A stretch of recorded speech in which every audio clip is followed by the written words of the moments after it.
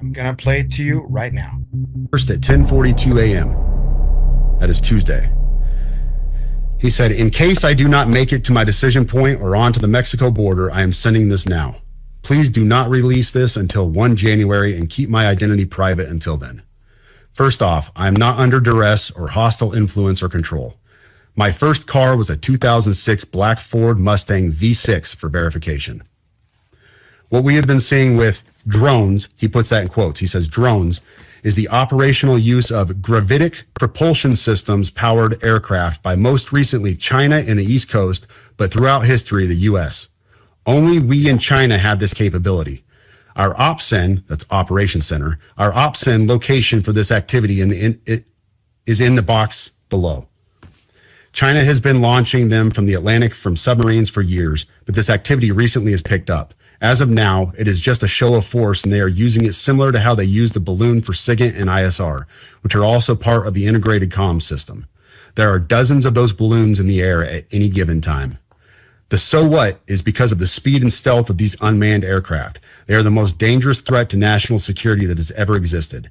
They basically have an unlimited payload capacity and can park it over the White House if they wanted. It's checkmate. U.S. government needs to give the history of this, how we are employing it and weaponizing it, how China is employing them and what the way forward is. China is poised to attack anywhere in the East Coast.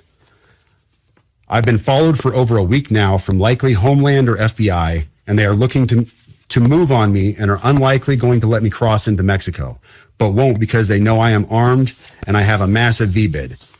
Yeah. Let me pause right there for a second. So he says a massive V-bid. When I was talking to the FBI yesterday, they didn't know what a V-bid was. I had to explain what that acronym meant, literally. You fucking serious? Dead serious. I said it twice and he goes, you said that word V-bid. Can you tell me what that is?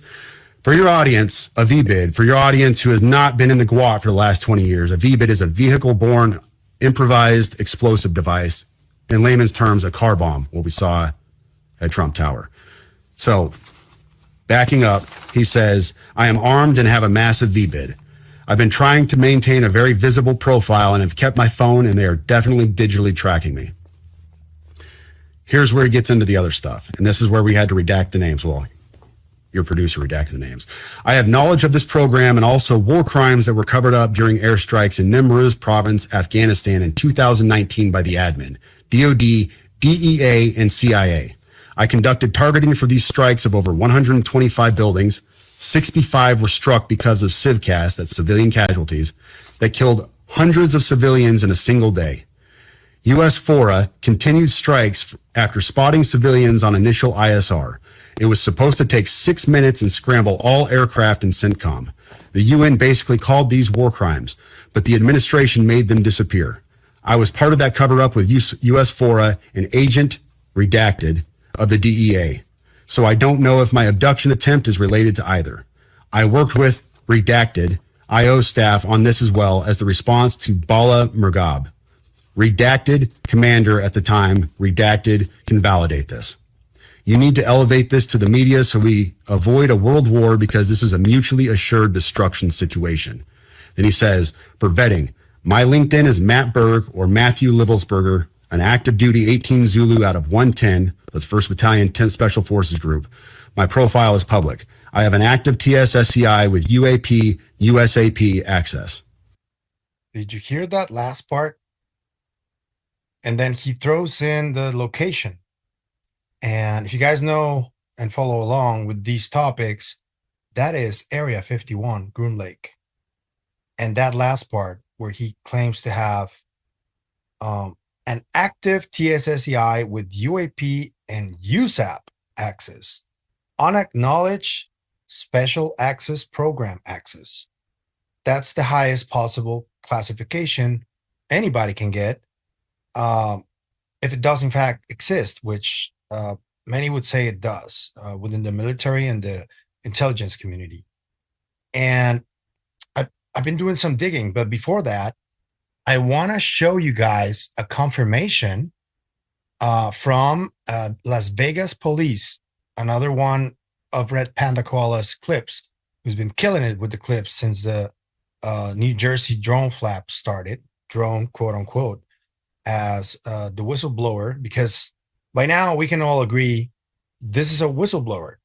We still don't know if the claims are 100% accurate, but this adds up and helps his case. Here it is.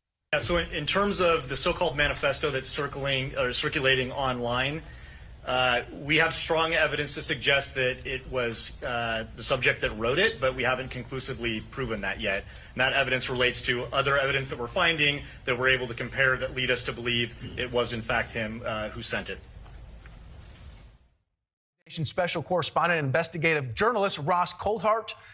Ross, I haven't seen you in the new year. It's only been 5 days. I haven't seen you in a while. Thank you for being here with us tonight. It's a pleasure, Xavier. And as you're saying, the drones mystery still continues. New Jersey police have been reporting that they're still seeing these objects. And despite the government's efforts in mid-December to try and suggest that all of these drones, supposed drones, are lawful, there's even been an incident recently reported where a Gulfstream jet nearly actually collided with a metallic object, possibly one of these drones, at 27,000 feet over Florida. So this is a very serious flight safety issue now, and the government's head in sand attitude on this drones mystery continues. Ross, it's only 5 days in the new year, and it already feels like it's been 5 weeks, right, with everything that is going on. Really quick, I do want to get your reaction to New Year's Day, right? Domestic terror attack in New Orleans. You know, when you saw that, when you heard about it, what were your initial thoughts? Well, there's been a spate of very, very unusual things happening, Xavier, that I think have been overlooked in the media. Go right back to when a Boeing satellite blew up in orbit, right back to when there were telecommunications and power cables in Scandinavian waters, clearly sabotaged intentionally by a vessel linked perhaps to China. So there does appear to be a hot, cold war going on behind the scenes. And there is growing concern that the drones that we're seeing over East Coast airspace, including over very many military facilities, might in fact be linked to China. But I haven't seen a shred of evidence for that.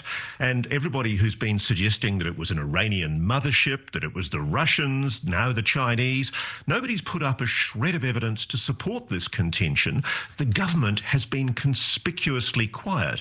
I think that the difference between the public attention that's being directed towards these these alleged terror attacks, the New Orleans attack, I think the difference between the incredible amount of focus on that and the fact that we've now had an ongoing presence in our airspace now of mystery objects that are clearly atypical of normal drones, I think the government deserves to give us an explanation. We're in a situation now where these objects are clearly anomalous, and the government is failing to give the public and indeed law enforcement the explanation they seek. I was going to say, I think most Americans can get on board with the government needing to be more transparent in the very least. Hey, there are some pretty radical claims that were made by Matthew Livelsberger. This was out of Las Vegas, the Green Beret, who killed himself before the Tesla Cybertruck explosion. As part of his alleged manifesto, though, he claims that the drones spotted across the East Coast are coming from China.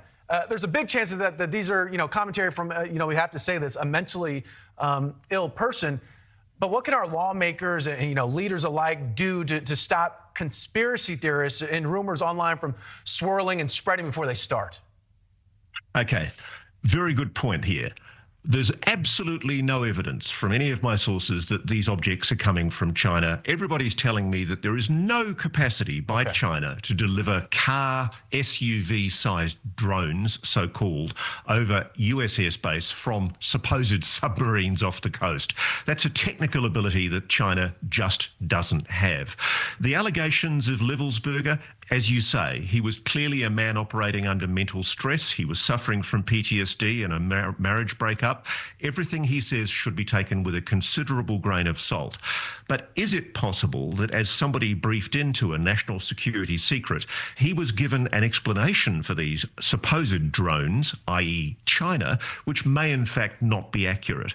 Is the government telling falsehoods to its own people to try and cover for something perhaps more anomalous and explanation? We just don't know. And I think that the situation that we have at the moment is we had the extraordinary situation where yet again local aldermen, mayors and police from New Jersey are reporting that these mystery objects are still appearing in the sky over New Jersey, New York airspace, and the government conspicuously has failed to make any kind of an announcement since the 17th of December when it suggested that all of these incursions were supposedly lawful craft of some kind. How frustrating is it? So it's actually, this is the thing. I do think that the government is trying to assess whether it's China or non-human. I think that's really the underlying question. Because if it's China, it's bad because they have technology that we don't understand, and they have advancements that we don't have, which is not good. If it's non-human, then, well, we don't know why they're here. So, both of those deserve additional resources to figure out the answer to. And that's like, the way you're framing it is kind of simple, not simplistic, but simple. Do you think that's an easy case to make to the incoming Trump administration? Like, hey. Yeah, it doesn't take, this is not an Elon Musk task. This is a task that can be assigned to a lot of people. But, this is the thing. The patterns in sightings can easily be predicted. And I actually think that there's a correlation between military training, military activities in the U.S. and these sightings. So it would not be difficult to figure out if it's China, because if it is indeed China, they're using their technology to assess our military capacity, and we can create the systems through which they would then respond, and we'll be like, okay, it's China. Yeah. Or maybe they don't take the bait, and it's not China, or it might not be China. Have you entertained the idea of military contractors? Do you feel like that part of it? That's definitely a variable, because we spend a lot of money to allow the private sector to develop technologies because we don't have the expertise. So absolutely. But again, this is some next level. This isn't like 10 years ahead of where we are. This is like 50 or 100 years ahead of where we are. And, we've all seen, 6 years ago, I remember seeing what the world then saw in 60 Minutes, like a year or two later. Yeah. And, look, I got my private pilot's license. I understand physics. Yeah. I understand propulsion. I'm not Elon Musk again, but I have a pretty good grasp of that. Yeah. We have nothing that can do what I've seen. Yeah. So if you have no existing technology. Either the Chinese were kicking our ass, or it's something else. Yeah. Either way, we need to know, because if the answer is brought to us, it might be too late. Yeah. And how worried are you just the idea of SAPs hidden from Congress? Like, the Constitution gives you guys the power. But if you guys have been following the news, the actual mainstream news, on January 1st, Tesla Cybertruck exploded right outside the Trump Hotel in Las Vegas. There's video of that and everything. It's really a big explosion, but it didn't really kill anybody. There was the driver who died in the explosion, but then it was later found that he had a gunshot to his head before the explosion. So he was presumably dead as the Tesla Cybertruck exploded. And Tesla Cybertrucks can drive themselves. So somebody could have easily planted that and without dying themselves with another buddy, right? So far, so good. Why am I covering this on Psicoactivo? So we have to back up at least like a week and a half or so.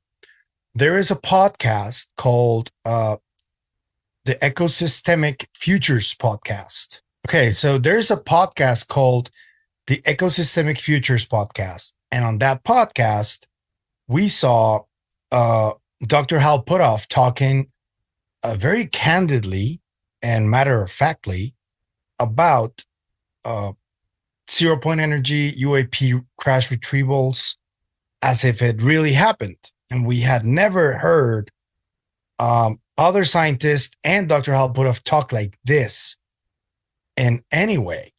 And I was talking to Matt about this, and he was just as surprised as I was, because other people, like, for example, Anna Brady Estevez and Richard Bandrick, they spoke about like black triangles and propulsion systems and materials that are anomalous, and like as if they knew the subject up and down. And we were talking about how significant that was, because if you have been following my channel, I've been trying to tell an overall story in this department, because I've been speaking to some scientists, talking about topological physics and archaeological finds, and so the story was going pretty rapidly since last week. And then there was this constant rumor and chatter about an alleged whistleblower that was coming forward. I still have my reservations about that, because I don't think this is the same story as that one. But what I understand is that I think people within the military and the intelligence community are fed up with the lack of transparency from the government in general, not just about the UFO topic. So here's just a little snippet from an account called Kosher about Dr. Hal Puthoff talking about this, just so you can hear what this is, and so you can see how matter-of-factly they're talking about this. This from an account named Kosher. Shout out Kosher. We found that they were layered alloys at the micron levels, and none of our technologists, even in the big aerospace corporations, could make these layers bond together. So just by their physical construction, we could tell it was way beyond anything that had been manufactured in our ordinary technology here on Earth. Yeah, that's what I saw too. You were looking at the outside of a craft, or materials that came from a crashed spacecraft or something? Yes. Yeah, so we were looking at very little Hear things that? they seemed to deposit all over the world. He admitted that he was studying one of these crashed craft. Just said yes, flat out. Estimating there's probably trillions of these things that are deposited, and they have all sorts of functions, which really kind of implies that maybe this group is actually manipulating our species. But you can still acquire those. You know where to look for them. We know how to find them. Well, if you find a hatful, why don't you send them our way and we'll take a look at them? Yeah, that's it. So the group I used to work with, I don't talk with anymore because they got upset at me for talking. So, but I have an idea where someone could get them. I guess what you're saying, Richard, is they're ubiquitous, right? And so there's a variety of sources in terms of where to get these. Yeah. We were assuming that they're everywhere, right? Even the ones that would work, we would never be able to find because they would cloak themselves or reconfigure themselves to be something, but not all of them are functional, right? We Did found you hear that? He's talking about this mimicry effect. In case you guys don't know, this is Dr. Richard Bandrick, who used to work at Lockheed Martin, NASA, ULA, and DARPA. And he claims a lot of things about working with UFO materials and trying to replicate these technologies that include self-cloaking, disintegrate in wrong hands, materials that can reconfigure themselves. And this is like from people who have the credentials to talk about this. But that location from Area 51, those statements that are massive, that's why I showed you the Hal Puthoff stuff. Because we've been trying to find out whether this is NHI and I'm not saying that it is not. I'm just saying that there's another storyline going on at the same time that talks about a potential breakthrough in some kind of technology. The problem is that this guy, Matt, is saying that the US has had this technology for decades. If that's true, then I'm guessing we should maybe look at all this, the history of anti-gravity, starting with Thomas Townsend Brown, that Chapel Hill conference in 1952, I believe it was, where they talk about anti-gravity, they debate it, and then there's the newer stories with Dr. Podkletnov, who's still alive, who's working on anti-gravity, and the Ning Li case, who Ning Li died, but she managed to make some type of breakthrough as well. The anti-gravity, so we talk about it with NASA, say how avoid this kind of things, so we choose the gravity modification. And Finland, I think most of you know the Finland experimental, they talk about gravity sharing.